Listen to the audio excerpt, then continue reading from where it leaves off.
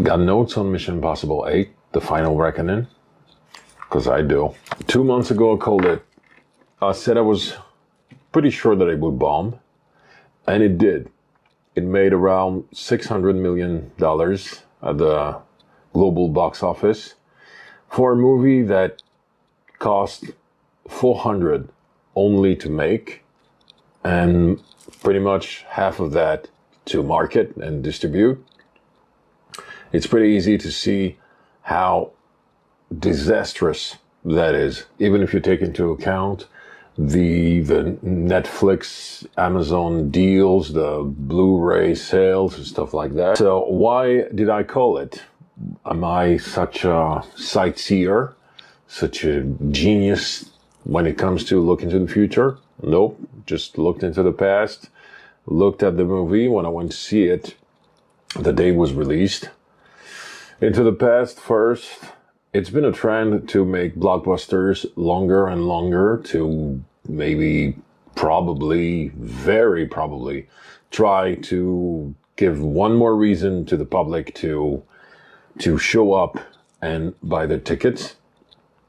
And the problem with that is when you have a 3-hour movie, you can get 5, maybe 6, if you're lucky, showings per day.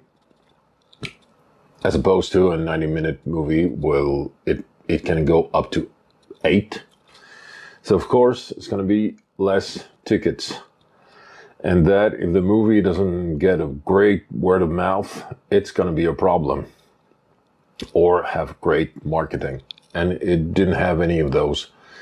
So, and yeah, the movie was a Snoozefest. It was 90 minutes of exposition dialogue, of a flashback inside of a flashback to make sure that us viewers, because we dumb, we understand everything. So that's why it's told 2 or 3 times. That was quite insulting, honestly.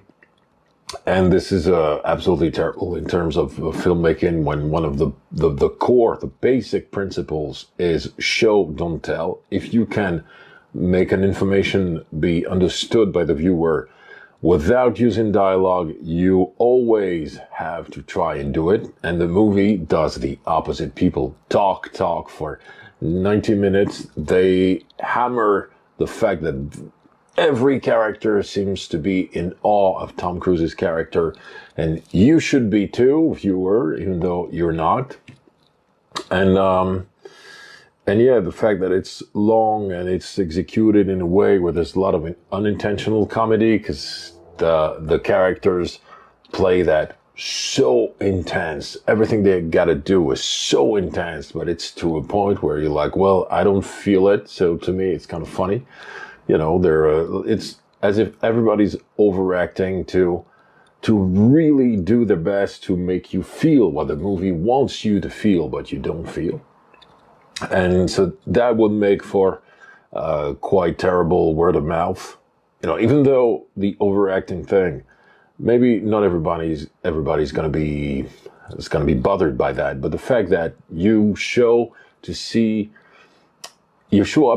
a movie that's marketed on action, on its star doing its own stunts, and the real big stunt-heavy scenes happen only after 90 minutes. Come on, what is this? Why was it made that way? Because they were convinced, probably, that the viewer was stupid, everything needed to be over-explained, and that took half of the movie.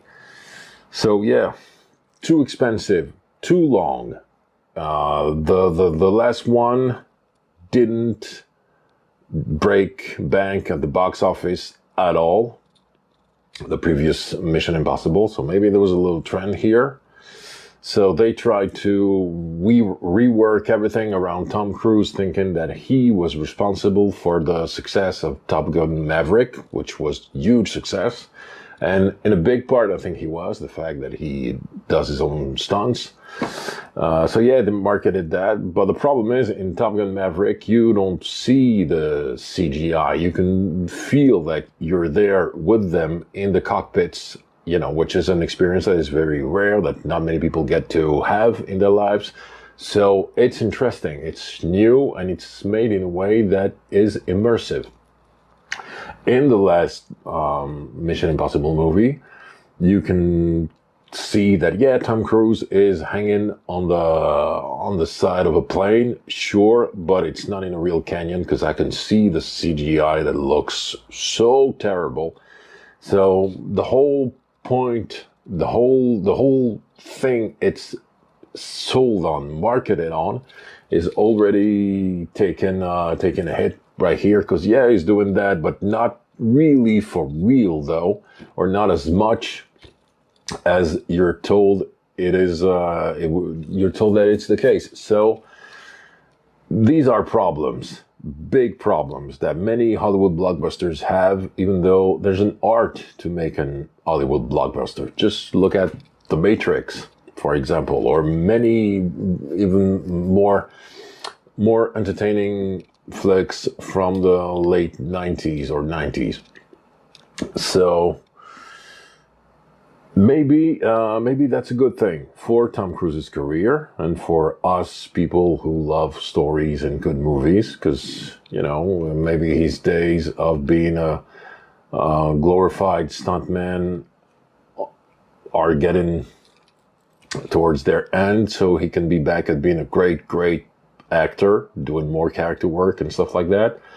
And I'll say maybe Hollywood will stop thinking that you can just create a persona of a movie star that people seem to like and that gets viral easily, and do everything around that, even though while you are also thinking that they're dumb, and make a bloated movie, and yeah, just sell that, and people will show up. No, they won't. Make good stories with good pacing, with ideas in it, and people will be interested if you market that well enough. So yeah, I had a few notes on that. What are yours? Because you're probably going to have notes. And if you do, comment below.